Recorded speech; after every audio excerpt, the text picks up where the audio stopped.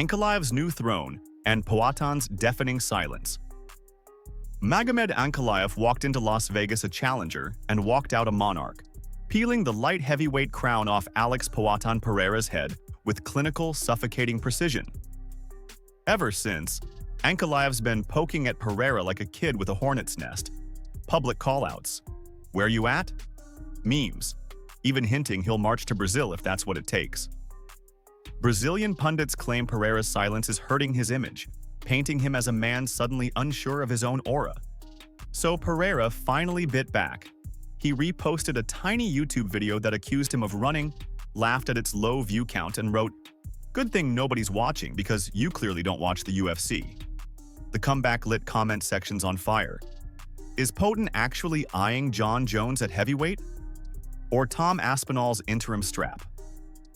One belt lost might be the ticket to a bigger one, and that uncertainty is gasoline on every forum thread. Chimaev's two-word siren, Kamzat Chimaev, logged onto X, typed exactly 2 words, "good news," and logged off. That's all it took. Dana White had already teased that International Fight Week might host a Plessis versus Chimaev title fight at UFC 317, and suddenly the timeline detonated.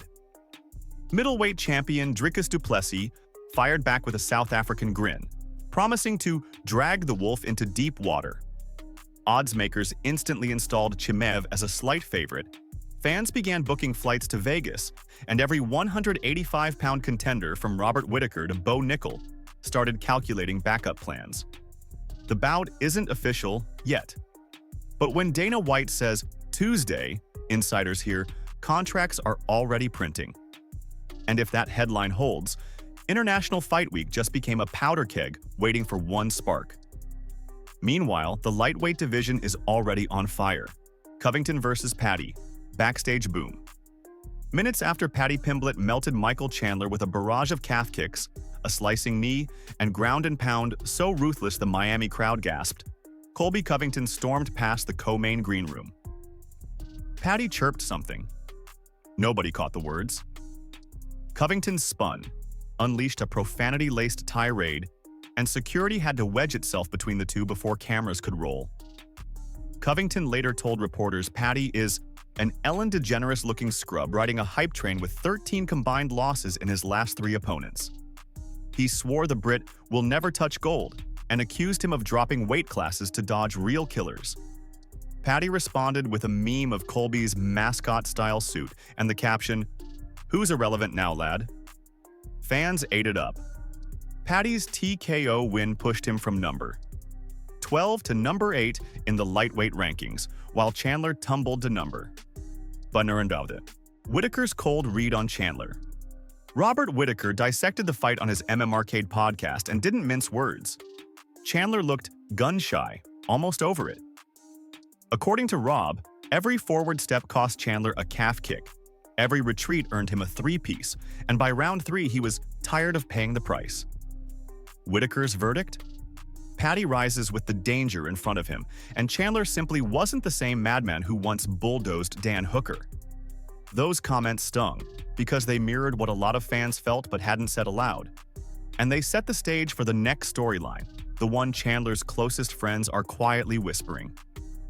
Enter 2 men who know exactly how brutal longevity can be, Usman and Cejudo, the retirement intervention. Kamaru Usman and Henry Cejudo joined forces on a podcast and, between nervous laughs, suggested Chandler think hard about walking away. Usman admitted he never tells another man when to retire, but the damage is obvious. Cuts every fight, elbows splitting skin, 5 losses in 7 bouts. Cejudo half-joked they should retire on the same card. The idea isn't cruel, it's protective. Chandler is beloved, but beloved doesn't pay hospital bills when the lights go out. And the UFC, as Usman bluntly reminded listeners, is a cash machine first and a nostalgia factory second.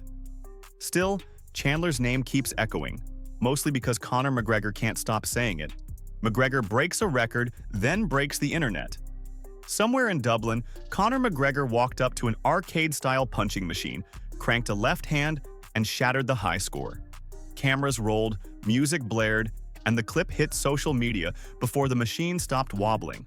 Why does it matter? Because hours earlier, Conor admitted he lost a $500,000 wager on Chandler by KO. Instead of sulking, he flexed, "What's $500,000 to a G like me?" Already made it back. Then he tagged Paddy, teased the Irish Scouse connection, and implied the lightweight division is woeful but equal. Good fights everywhere. Fans screamed comeback. Bookmakers refreshed odds. Chandler, still stitched up, woke to find his name trending for a reason that had nothing to do with his own hands. But trend cycles spin fast. Ask Ian Gary, who predicted all of this before the walkouts.